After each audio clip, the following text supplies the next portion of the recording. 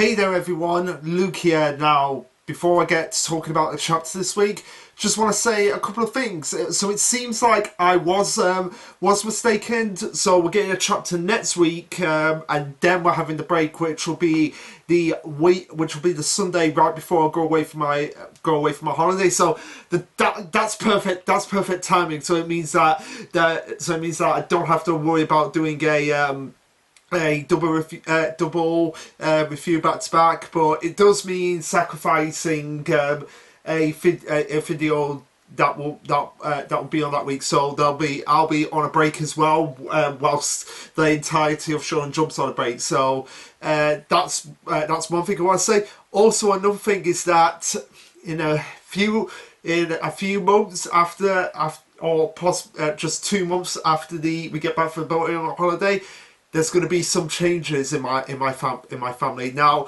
not gonna be saying what it is just yet, but I think you can pick up on the clue that I'm going on here, based on what is in the frame right now. I mean, Jams will know because he's part of the Discord. He's part of the mod Discord, so I've already posted about it in the mod Discord. But yeah, anybody who's watching this video who is sharp, you can probably see, because I'm leaning back, at the obvious clue that I'm giving here. So yeah, based on what is right above me, right. I'm obviously say it now, but yeah, that is good. That's going to be hopefully happening. Fingers crossed. Knock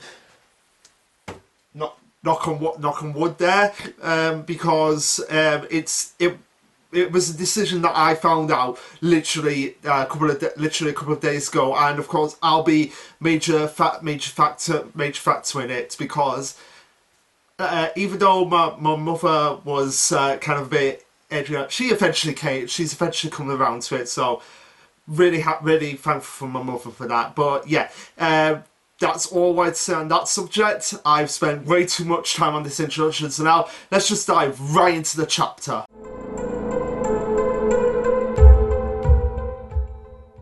Alright, so this will be chapter 188, titled An Island at the Edge of the North. Now, kind of a bit disappointed that we're not stopping off in other places, but I suppose it's best that we just get right to that now, because it's been like, what, 20 chapters since bringing back the fact, nearly 20 chapters since the time skip, and we still have not seen Shinzo. Shinzo has been completely absent from the series for nearly half a year at this point. Like, so I guess we're gonna end the year now with getting back Shinzo, which would make the most logical sense. Like, we end the year with the whole Yozakura family reuniting. Like, hey, I'd be fine with that. But yeah, it seems very odd that not all the Yozakuras are right. But hey, I'm not complaining. It means we've spent a lot of time like building the development between Alpha and Hiyofumi, getting introduced to what characters will be important to them, like Lando and Nemo. But yeah, I guess it does make sense that we're skipping right to Nano, because an important theory is finally confirmed in this chapter. But we'll get into it. So we start off with Koricho, Hiyofumi and Alpha, and the cat Kimio in Paris, and they leave France on a train, and they travel through Belgium, the Netherlands, Germany, Denmark, Norway, and eventually on a boat, and they get into the Arctic Circle, as we see Koricho building an igloo and being like, hey, look here, you two have built an igloo just for us. Come here, let's have a snowball fight. And he starts singing. Do I really say no? Not gonna say it, because I know exactly what will happen. What will happen? But it's the second most popular song from that film, where a snowman comes to life and a princess builds an ice castle. But yeah, we can't honestly like start singing it now, because we might get copyrighted. Like, if you've seen any of our Rangers podcasts, we can't even sing the Rangers theme songs for that very reason. So yeah, it's the song that has the word snowman in it. There we go. That's all I can say pretty much on that front. So yeah, Creature's just like, they're like, hey, do you want to do this thing? But they're like, no, we're not doing this. As Alpha and Euphemia are just basically looking around like, hey, can we find Uncle Nanano now? There are thousands of islands like the dotting the Arctic Circle. I'm really going to be able to find him here. And Euphemia, obviously again having no concept of the fact like, hey, these creatures that you're constantly going after them, like, hey, do you know this person? Do you know this person? It's not going to work here for me. She goes up and asks penguins, which, hey, they're the penguins from the Chainsaw Man chapter. So Denji, your penguins are in the Arctic Circle if you want to get back a penguin. But the worst thing about it is like when she goes up to a polar bear and she's just like, hey, have you seen this person? And Alpha is just like, you idiot! That's a polar bear! It's gonna rip you to shreds! Get out of here! But yeah, of course, the polar bear tries to be intimidated, but ends up with a comedic bump on the head, and he's just like, and you just see like the dumbfoundness on this polar bear. So it's like, oh my god. Yeah, oh my god, it's like, it's like the Cowardly Lion from The Wizard of Oz, where the Cowardly Lion is just like, and then all it needs is just bump on the head. So it's the cowardly polar bear as it gets a bump on the head. It's like, you didn't have to be that mean, I was just defending myself. I don't know this person. And Ethan was just like, oh, okay, sorry. And Koichiro continues on and says, our guide Kimio indicates the island at these coordinates. She wouldn't steer us wrong. Dr. Mosel's lab is here, and in it we'll find a Nanano. But as they're looking around and starting to search, they notice that the penguins are starting to collapse. But Alpha makes a very interesting observation that they just collapse, like they completely collapse. But he recognizes that, hey, don't penguins fall asleep standing? Why would they be collapsing here? And this is where Creature starts to hear this like hissing sound coming in. It's just like, yeah, this is obviously a precaution here. So he creates the Archean Goddess web, which, hey, we haven't seen that in a while. Basically, the impenetrable web that is used to protect him and his allies from outside forces. Pretty much the only thing that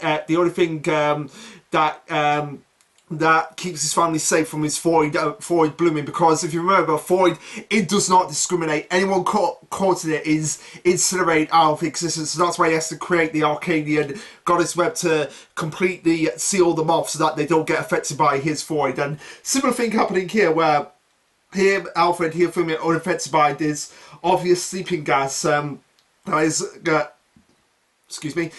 obviously affecting these penguins, and he makes the opposite. Oh, sleeping gas, but there's no wind on the island. It must be coming from somewhere. And he instructs Alfred here for me like, okay, you two, stay close, so that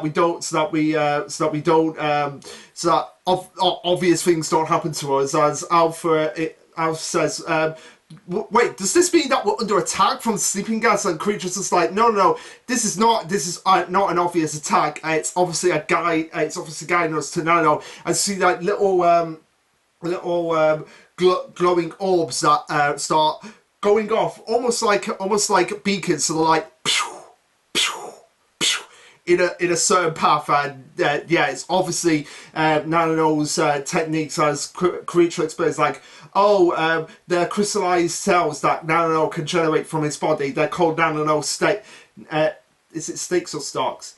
Nano stars. He can generate them himself, and if these are here, that means Nano isn't too far. As we see Creature hacking into the communication network that is directly in his range, and he's able to get in contact with Nano at this point. And Nano is understandably like, I thought I made it clear not to come here. Why are you here? And now we actually get to see inside Dr. Moses' lab, and it is pretty impressive what's happened over the past 5 years. It's explained later on in the chapter that Nano's body is sort of like connected to the whole lab here, and it does have this very organic living organism theme going on for it. As he says, "Oh, you're here as well, and you've brought the twins with them," and Creature's just like, oh, you're already aware? Oh, that's great. It doesn't mean I have to explain anything right now. And he tries to defer the conversation by being like, okay, Alpha, Hifumi, here is your Uncle Nanano, the family's angel in white, and yeah, the family's angel in white, and Nanano's just like, Koichiro, you're the one who's called me that. I'm not giving myself that title. You've given me myself that title. But this is cut off with Alpha and Hifumi being like, hi, Uncle Nanano. It's so nice to meet. It's so nice to meet you. And Nanano's just like, oh, it's nice to meet you too. I wish I could have met you in more better under circumstances. It's not your. This is. Yeah, I wish I could have met you more properly under better circumstances. But Koichiro backs it up by saying like, hey, I told you to come home. You should have come home when I said to come home. If you had done this, then I wouldn't have had to go through all these steps of I've tried to actually find you. Which again, say what you want about Koichiro, he is a creep, but he's still a responsible big brother. And it's like, hey, Nano's in trouble. I'm gonna go and fight to hell about to get my brother back or figure out what the hell is going on with him. And of course, like any responsible brother, he actually has to trust them. So I'm like, listen, it's your fault that these circumstances are happening, because if you had just listened to me and come home, none of this will be happening. But since we're here right now and you've done your old sleeping gas thing, you guys here, you can turn it off right now and come back with us. But Nano once again gives the bombshell of like, I told you, Koichiro, I cannot go. Like it's implying, and it's pretty much confirmed, like he physically cannot go, because his whole body is basically connected to this lab. So if he moves out of this lab, he could very much die at this point. And so he has to stay here to keep Dr. Motu out of her research lab, because there is a reason later on, which again, like I said, confirms a really long theory that the entire fan base has had for not necessarily a long time. It's probably been like since Asa has been introduced, and like what the whole motivation is. But yeah, it's a theory that is pretty much coming into the limelight like right now, because it does make sense. Like Asa cannot be the only enemy that the Yozakuras have to go up with in this second half. Like there has to be more out there, and pretty much confirms, as we'll get into it. He goes on and Koichiro goes on and says, you two arguing again. You and Mozu always had the scariest fights. Hearing you shout and curse, terrifying everyone, which does make, because Nano is the youngest out of them. So to see him being in this all-encompassing state of just being like absolutely pissed off, enraged, as we see a flashback here where we see just how enraged he can be at just frightening all the Yozakuras. Minus Tayo, of course, because it's not there, but it just shivers them to the bone. Even Koichiro's just like, I can't believe you are like that now. And Nano, after the argument, is just like, hey, what's wrong, everyone? As Nano goes on to say, like, hey, we're of similar intelligence, but we never really had similar ideals. Looking back at it now, it was just nothing but play fighting.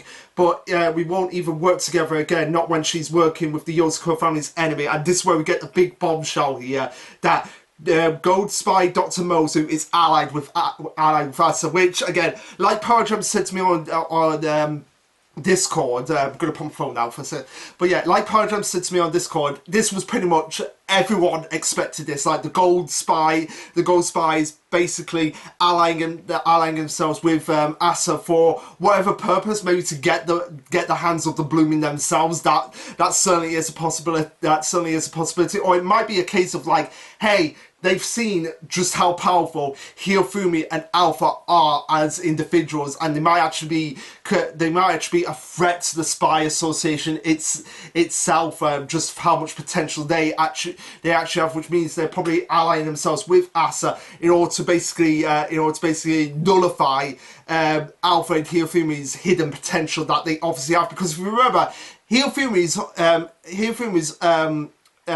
suppressed blooming was basically enough to scare Leviathan and Koichiro into submission themselves. So yeah, if Hifumi has that kind of power, which is just 4 years old, imagine the intensity that would happen when she reaches like Koichiro's age. It'll be on a completely different level. But also as well, this also opens up the possibility of Kai being a traitor to the Yozakura family as well, which would give Koichiro even more incentive to be like, hey, I need to get involved ASAP, because Kai is literally the only friend, the only, like, I would say, proper true friend that Kiricho actually has in the whole Spy Association. That's outside his family, because Kai is so very much like Tayo, and I feel like I said, throughout the past, that's why Kiricho has sort of like reluctantly accepted Tayo, because he kind of reminds him of Kai.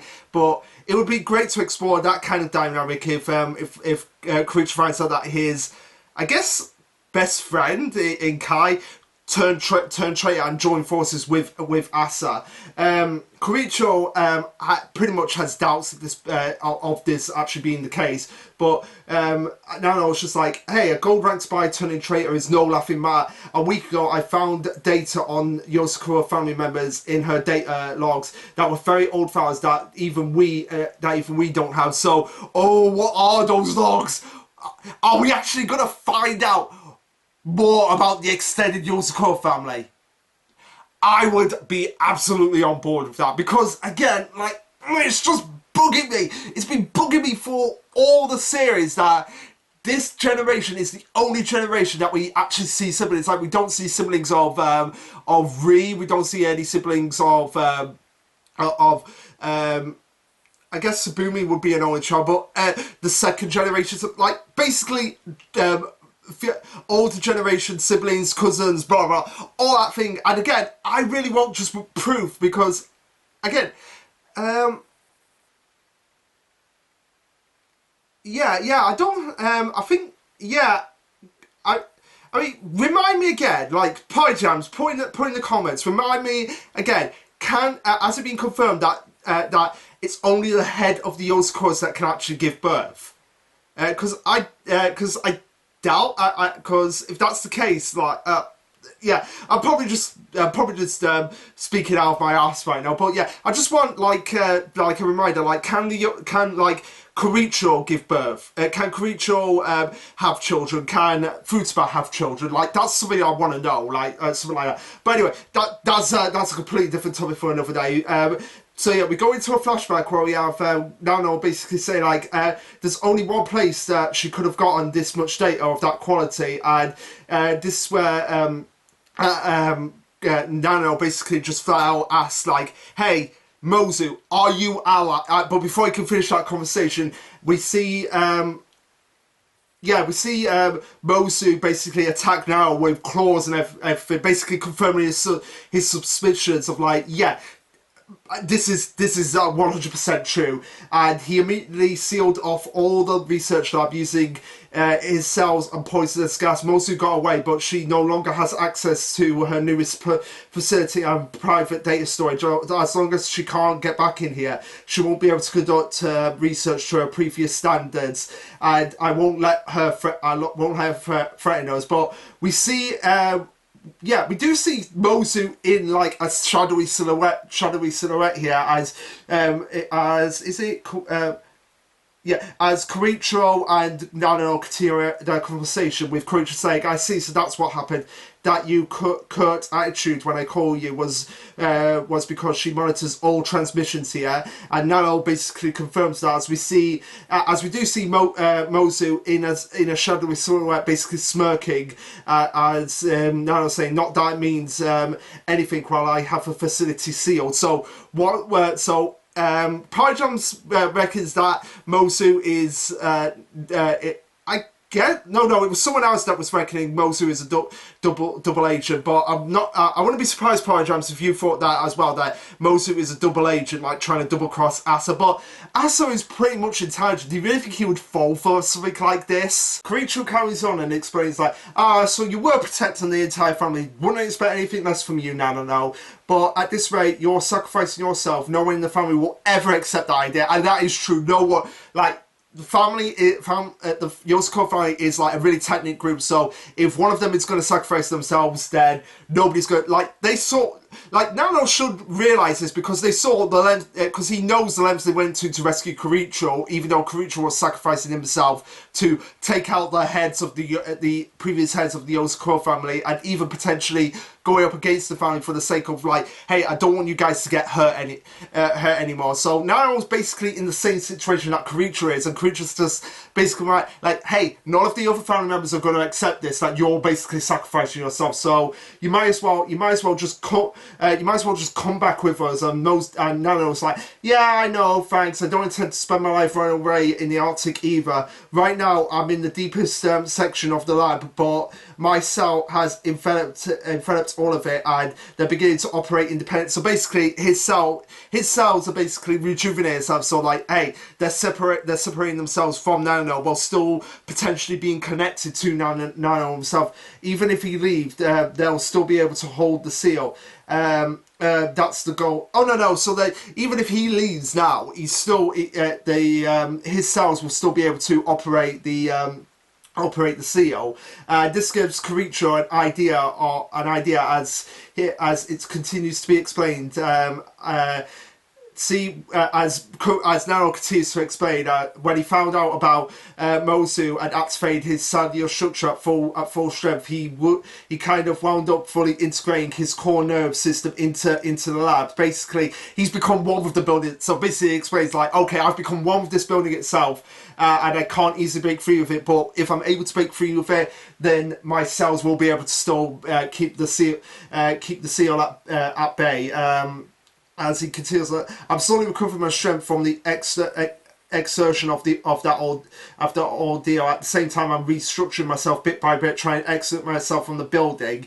It'll probably take me about a month, but before Nano can continue monologuing and explaining like this really complicated, elaborate structure that he's got set up here, Kiricho says, okay, I get it now. So this is what it has to be. Alpha Hirofumi, stand by for action, because Nano, you're coming home with us. As Kiricho uses a technique called Nagi Arashi Calm Storm. I don't think we've seen him use this technique before, but basically what it does, he uses his steel spider to I think we have. I think we've actually seen him use this technique before. So as a reminder, he twirls all of his steel spider into one ring and just basically expands it out so that it's basically like a smoke screen removal to uncloud the whole area, as it's revealed that they're actually standing at the entrance to Dr. Mozu's research lab, and this is where Nano is getting a thought in his head, like, Kiricho, you cannot be seriously starting to do what you're doing right now. And Kiricho goes on, basically ignores Nano at this point. It's like, okay, Alpha Hirofumi, this is where your second lesson is going to come into play, with two goals: infiltration and rescue. Dr. Mozu's lab has some of the stiffest security in the world. Your goal is to infiltrate and rescue your beloved Uncle Nano, and succeed, and he'll give you his stamp. And I love that, like, Kiricho's just little animation here, like, succeed and give you, like, he's basically trolling Nano at this, like, giving the troll face to Nano, and Nano's just there like, what, Kiricho, you can't be serious about this, like, you can't be serious sending those kids in here to infiltrate this and rescue me and expect me to give them a stab. Kiricho says, "Oh, you've heard about the purpose of the stamps, right? This is the perfect test for them. You'll be able to experience the twins' talents in person." And Nano goes, "May I remind you that the whole building is literally my body now. If my cells detect invaders, they will attack and attempt to eliminate them independently of my will. You know my body, Kiricho. You know what it can do. You know it's capable of far worse than simple sleeping gas. And yeah, we know exactly what it's capable of, because it's essentially a poison magnet. So the twins have got to be careful in this situation." And Kiricho's just like, "Yeah, of course I'll remove any excess danger. This is supposed to be just a lesson for for the twins. And no, I'm so sorry. It really, really hurts when you shut me out during our call, and I hold grudges. You could have come home you could have come to me for advice, even just for a second, and I would have come, and even then you could have just sent a distress call and I would have come and rescued. But you had to go and not listen to me, so I'm not listening to you right now. You've brought this on yourself, and now I was just like, hey, you're the eldest one here, so stop having a tense tantrum like baby. No, he's right. No. If you had just come back like he said, you wouldn't be in this situation. You wouldn't have to be going through this elaborate game of rescue what Karicho calls it, rescue Princess Nanano from this dangerous dungeon right here. So you kind of brought this on yourself, Nanano, as Karicho says to Alpha in the film, hey, you two, do you like games? And they're like, yeah, we love games. So what is it, Uncle Karicho? As he explains, the entire facility is a fort that Nano made. It's like a dungeon, the Nano dungeon. I just love Nano's like the what dungeon? Basically, it's like, don't be giving them names. And he constantly, throughout all of this now, is just making it out to be like an RPG, even though Nano was basically like, no, don't make this like an RPG. Examples here where it's like, defeat the monsters lurking inside, dodge the traps, reach its deepest room, and rescue the princess. And do that, and you'll get reward, which will be a kiss normally, but in this case, it will be a stamp. And I love the fact that you get this little fantasy of just Hiyofumi as a witch, Alpha as a warrior, and Nano as a princess. And Nano's just like, don't put me in those clothes. And Karicho goes on and tells them, but the enemies in this dungeon are flesh and blood. It sounds like something out of a dark, gritty game, but given our family's history, it's unfortunately all too common reality. As we get flashbacks to the moment when they risk life and limb to rescue Karicho. So Nano really should have seen this coming when he said, like, hey, don't come and find me, I'm not coming back, don't have to bother and rescue me. He should have known fully well that Karicho was gonna go and rescue him, given their history and how obsessed he is with protecting his family. Karicho continues on and says, for that exact reason, beating this game holds value for both of you. The two of you will face many harrowing trials as part of the Yozakura family. Show me you can handle it. Prove to me the strength to overcome the true trials hidden underneath mere stamp collecting. I want to see that you promise as the future of the Yozakura family. So basically he's saying to them, like, look, if you're going to be part of this family, you're going to face many hardships here, and in order for me to get my approval so that you get my stuff, you have to earn that worth by taking on basically family. Like, if you could take on family, you could take on anything. I feel like that's the lesson Karicho is trying to take it here. Like, there's no tougher opponent than family, because they know you. Even though Nano has never met Hiyofumi and Alpha fully, he would kind of have an idea of like what their strengths, what their weaknesses are, and kind of be able to adapt to it because of his blooming as well. So that's Karicho's lesson to these two. Like, nothing is more challenging than having to take on family. But if you can get through this, if you can face these trials and handle them, then you will be worthy to be part of the Yozakura family and be part of the Spy Association. So can you do that for me as the future of the Yozakura family? As the two of them are just like, okay, Uncle Karicho, we will try our best. We will try our best to live up to your expectations, even though they still think he's a little bit of a creep. They still respect him as an uncle. And yeah, this is probably the first time Karicho has actually done some legitimate teaching with two of them by saying these things of just like, nothing is more dangerous than family and nothing's more challenging than family. So if you could take them on, you could take on anything. As he says, did you get all of that? Now you get to play the princess, the enemy, and the dungeon. Okay, so he basically gets to play all the roles in an RPG at once. As now it's just like, you want me to GM a whole campaign? Are you what is he saying here? Yeah, are you crazy? Gah, fine, you win. So basically at this point, he gives up and he's just like, okay, everyone, my rescue mission begins now. Good luck. As Karicho's just like, thank you. Now start the infiltration of the Nano dungeon, and that's where the chapter ends. So, not really much going on in this chapter. Just basically, getting the proper reintroduction to Nanano, finding out what he is, finding out what's going on with Dr. Mozu, and getting the next mission for Alpha and Hirofumi to get the next stamps, which is very interesting that they're actually taking it, because, like I said, they've been taking on the family pretty much at this point to actually earn the stamps. So, like I said, it's basically Koichiro's way of saying, like, look, the challenges that you're going to face to get these stamps are challenges that are set by us and involve us. So if you can pass our challenges, if you can take us on in fights and win fair and square, then you get our stamps, because then you'll be worthy of taking on enemies of the Yozakura, because you know that no matter what, you will protect us just as much as we'll protect you. I feel like that's the overarching lesson for Alpha and Hirofumi. Like, hey, this is what we need to learn. We need to learn that family is the most important thing, and if we can take them on and win against them, then we can win against anything, because we know we'll be protected by them just as much as we'll be protected by just as much as we will be able to protect them. Now, the question is, after all of this, are we going to get the Zodiacs? Because I feel like that's pretty much the theory that we're leading to with this whole idea of Mozu turning traitor right here. Which begs the question, if Mozu, if it is going to be the Zodiacs, what Zodiac sign would Mozu represent? I guess a rat.